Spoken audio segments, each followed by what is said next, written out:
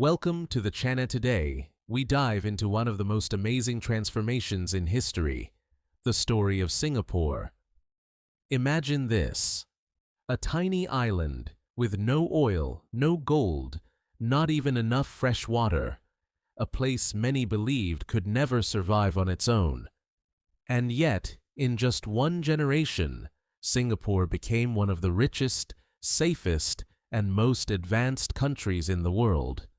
How did this miracle happen? How did a struggling colony turn into a global financial hub? And what lessons can the world learn from Singapore's journey? Stay with us as we explore Singapore's rise, from its colonial past, through war and independence, to the visionary leadership of Lee Kuan Yew, and the creation of a nation that today inspires the world. If you love stories of history, success, and powerful lessons, make sure to like this video, subscribe, and hit the bell icon, so you won't miss the incredible stories we bring every week.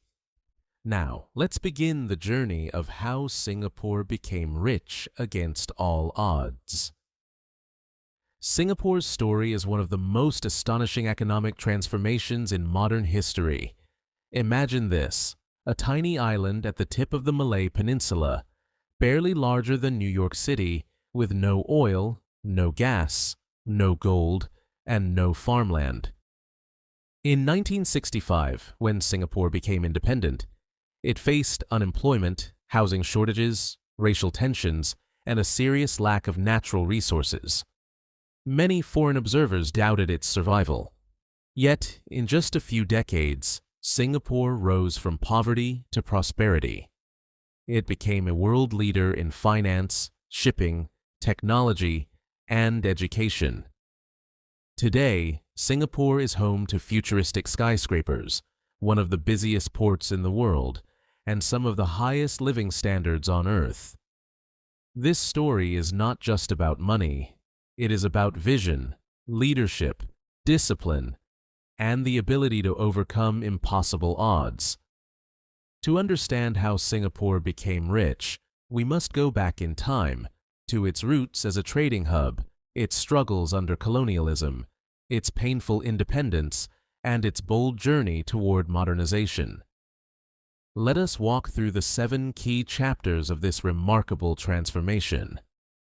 Chapter 1: The Strategic Gateway of the East. Singapore's greatest gift was not land or minerals, it was location.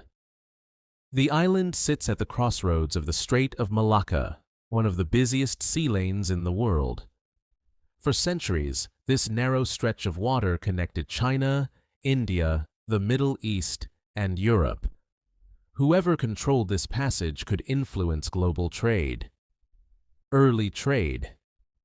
Even before European colonization, traders from Arabia, India, and China passed through the region, stopping to exchange spices, silk, and ceramics. Singapore was a resting point, but it had not yet reached its full potential. British arrival. In 1819, Sir Stamford Raffles of the British East India Company recognized the island's strategic value. He established Singapore as a free port, meaning traders could buy and sell without heavy taxes. This attracted merchants from China, India, and beyond. Growth of a trading hub. By the mid-1800s, Singapore had become one of the busiest ports in Asia. Immigrants poured in: Chinese coolies, Indian laborers, Malay fishermen, Arab traders. The island grew into a diverse, multicultural society centered on commerce. This early role as a trading hub laid the foundation for Singapore's future wealth, but the years ahead would bring both opportunity and hardship. Chapter 2: War, Struggles, and the Birth of a Nation. The 20th century was a time of crisis. Japanese occupation. During World War II, Singapore was invaded by Japanese forces in 1942. The fall of Singapore shocked the world. Britain, once seen as invincible, had failed to defend its fortress. Life under Japanese rule was brutal, leaving deep scars on the people. Return to British rule. After the war, Singapore returned to Britain, but the empire was weakening. The people wanted independence. Strikes, protests, and riots broke out, showing the desire for self-governance. Union with Malaysia. In 1963, Singapore merged with Malaysia, hoping for a stronger economy and security. But political and racial tensions soon exploded. The union was short-lived. Independence. On August 9, 1965, Singapore was expelled from Malaysia and forced into independence. The new country was fragile. It had no army, no natural resources, and rising unemployment. Some foreign journalists predicted Singapore would not last more than a few years. This was the beginning of Singapore's real test. Chapter 3. Lee Kuan Yew and the Vision of Survival. At this critical moment, leadership made the difference. Lee Kuan Yew became the first Prime Minister of Singapore. Charismatic, strict, and highly disciplined, he had one mission: survival. He declared that Singapore could not rely on resources. Instead, its people would be the resource. Lee built a government that was clean, efficient, and free of corruption. Corruption had destroyed many developing countries, but Singapore would be different. He introduced meritocracy, opportunities based on ability and performance, not race, family, or political loyalty. Lee also emphasized bilingual education. English would be the language of business, while students also learned their mother tongues, Chinese, Malay, or Tamil, to preserve cultural identity. This leadership gave Singapore a clear direction when the nation could easily have collapsed. Chapter 4.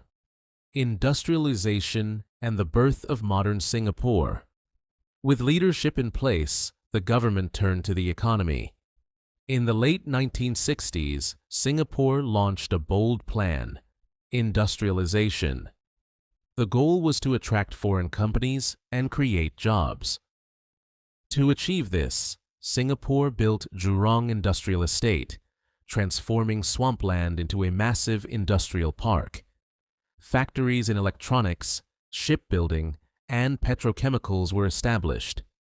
The Economic Development Board, EDB, was created to promote Singapore as an investment destination. It offered low taxes, strong infrastructure, and political stability. Global companies saw the opportunity.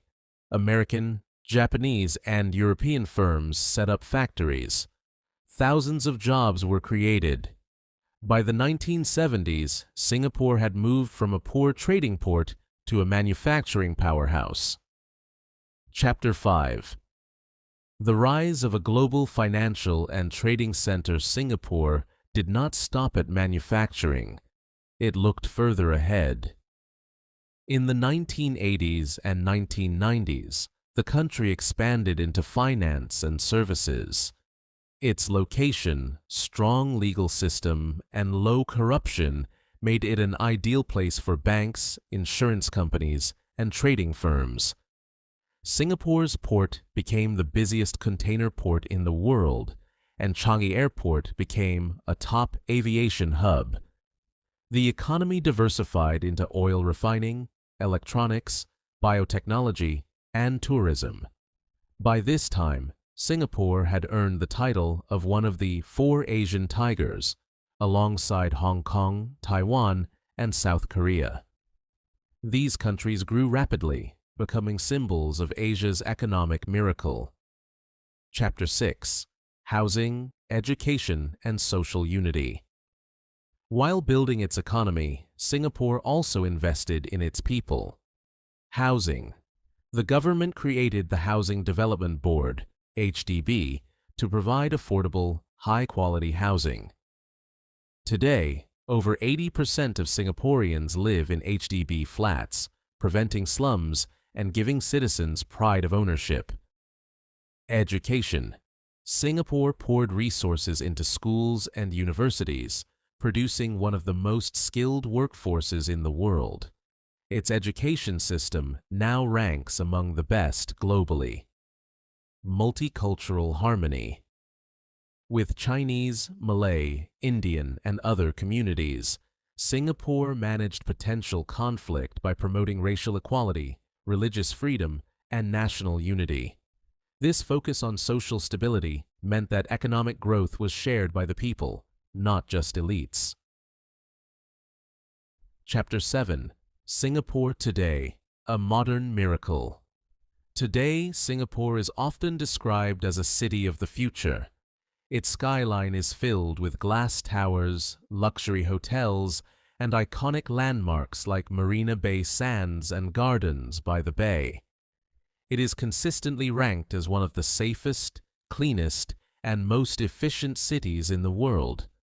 Its GDP per capita is among the highest globally, even surpassing many Western countries. Singapore continues to innovate, focusing on artificial intelligence, green technology, and advanced medical research. But perhaps the greatest lesson of all is this: Singapore proved that a small nation with no resources can still rise to greatness through vision, discipline, and the power of its people.